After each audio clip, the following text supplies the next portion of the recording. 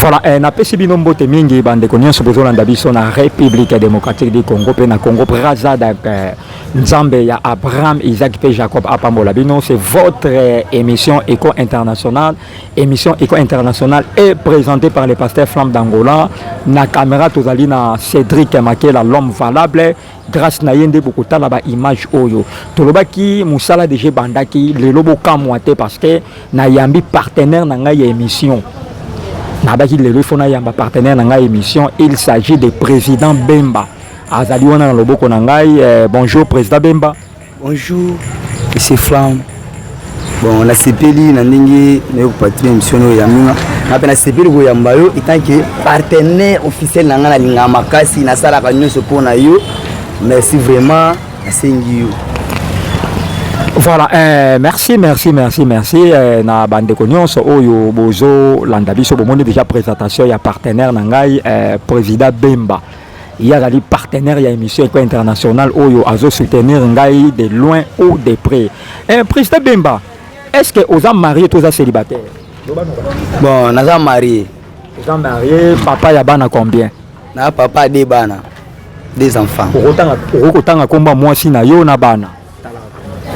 Bon, moi c'est na commune maman Clarisse. Maman Clarisse, moi na nga liboso bien aimé, ya mbale outing.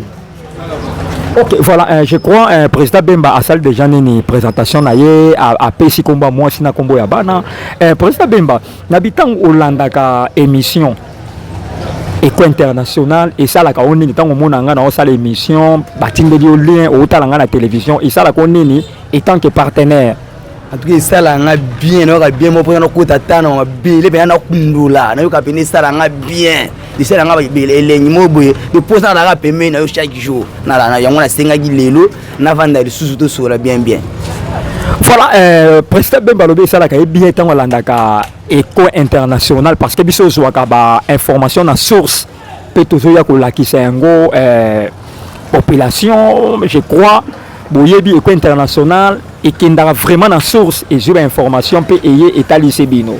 Voilà, président Bemba nabi ke ndongo za wana ozana ba entreprise ebele ozana ba entreprise ebele oyo ozo diriger na lobi boye oko s'adresser nini na bandeko nyonso oyo ba osala émission na ndenge ya mabe conseil nini oyo ko pesa bango ba osala ba émission na ko finga ba osala ba émission na ko sala ba ko bwaka ba jeton conseil nini ko pesa bango?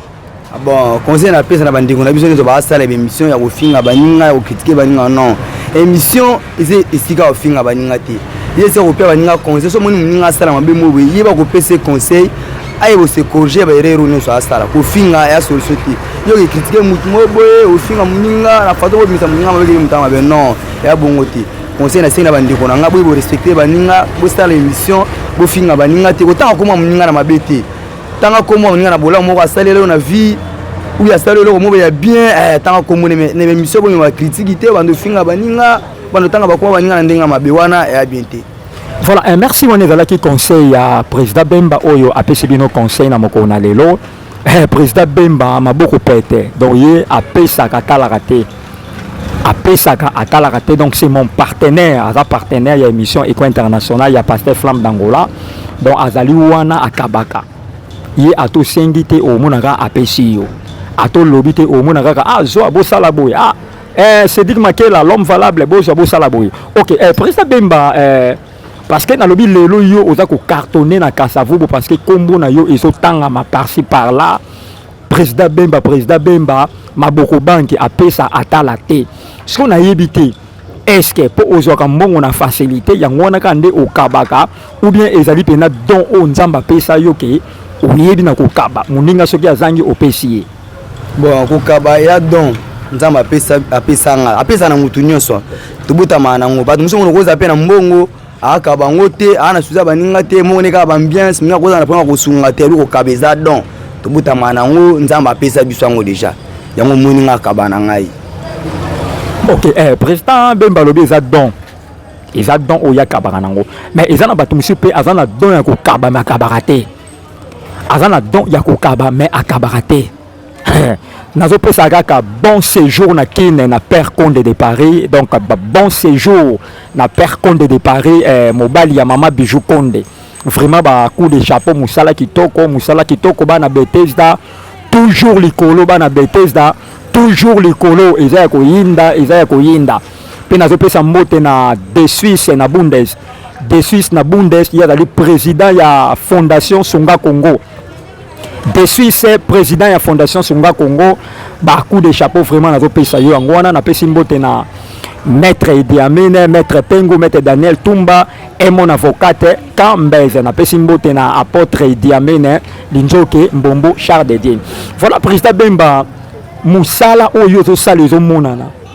Musala zo sala ezo monana bat bazolo ba mingi na tina na yo na ndenga malamu.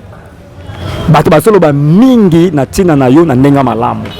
Na yebite message nini oyo ko s'adresser na batu nyonso oyo oyedaka na batu nyonso oyo oyedaka na mokie nzamba pesaka yo conseil nini okoki kopesa bango pe bakabaka ou bien bango pe ndenge okabelaka bango bakabaka te.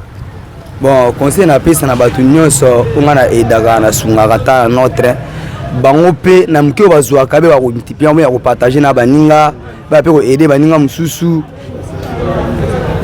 eba ko aider baninga mususu e omoni muninga na problème ko kanga liboko te ba ko sunga ye po banzelo ezala ko faire pe ba ko sunga ko ta mutu mususu conseil na petra bandeko nanga edaka ya mwana. OK, président Bemba bandeko bele ba benanga na tuna yo babi okabaka ko zanga mbongo te musala na yo o geste oyo salaka eza o geste nini musala oyo salaka. OK, misala nanga na salaka eza na ba maison d'habillement na ba terrasse tout consort et puis on a ngesa la entreprise nga normal ya mwana salaka pour ne ba faciliter ba tâche ta vie na ngai ko organiser mamunanga mususu yango esalaki et na zimwa muke na bo partager na baninga. OK, je crois président Bemba lobi azwaka ya mukie soki azi ya mukie esengaka a partager na baninga loko les don onzamba pesa ye. Président Bemba na yebi ke malobese belé ya koloba mais toza limité par l'état ou eza première édition à tout moment tobandako yambaka président Bemba ozali partenaire ya émission Eco International tobandako yamba ye à tout moment na émission na osenga na yo oloba likambo suka na batu nyonso oyo bazolanda biso opesa message moko boye clé na batu nyonso oyo baolanda biso.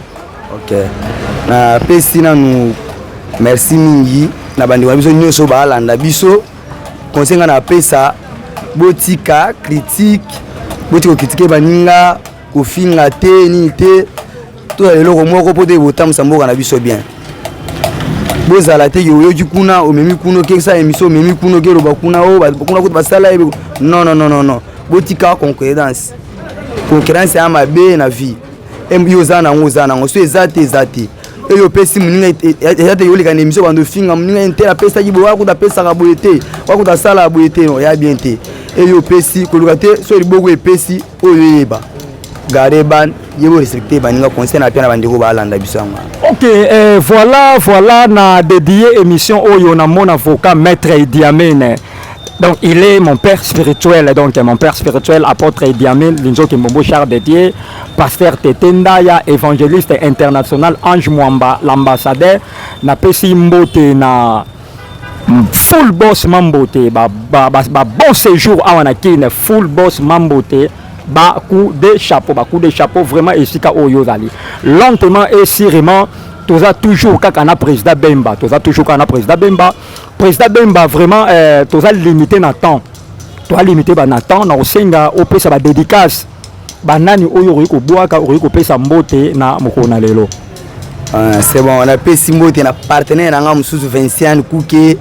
J'espère place des azos landa biso na pesi mbote bien na pesi mama Jani mbote belé na pesi susu viena nga du na chango mbote belé na pesi bandeko nga mususu bala bisika ndenge ne belé mwa kotanga ko mwezate ereke mito ana minute muke mais au pesi madame mbote tena bana.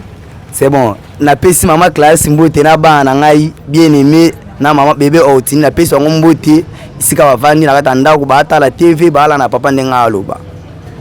Voilà, on est là qui salutation ya président Bemba ouazali partenaire ya émission Eco International na pesi mbote na mère de mère maman à tout maman social mère de mère maman à tout maman social ba salutation na yo na pesi mbote na Sylvia Miango Maman Célesté, salutation.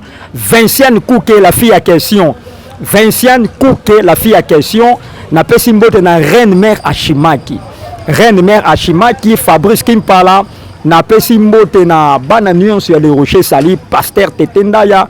Les prophètes chanceliers Lema. Les prophètes chanceliers Lema. Bakou de chapeaux. N'a pas simbote na Père Condé de Paris. Père Condé de Paris, vraiment, bon séjour. Bana Bethesda basé à Pambolama. Donc, Bana ya Bethesda basé à Pambolama. Na retour, il y a Père Condé de Paris. Avec Longona, madame, Maman Bijou Condé de Paris. Vraiment, beaucoup de chapeaux, beaucoup de chapeaux, beaucoup de chapeaux. Moussala de Bandaki. Boya, boya, boya, Père Condé de Paris. Aza déjà sur place.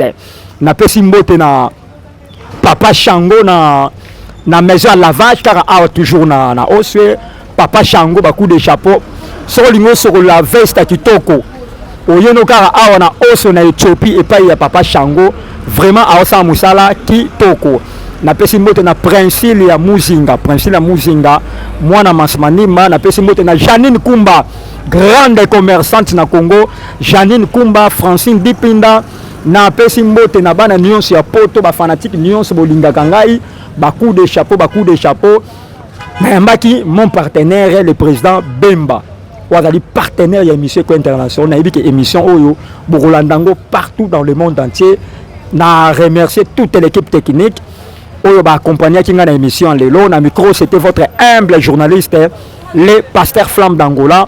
Na caméra tozalaki na frère na biso Cédric Makela l'homme valable grâce na yende bokotala ba image oyo na pesi bana nyonso ya maison de prière des solutions bana nyonso ya centre de miracles bana nazomona prophète chancelier Lema. Ciao.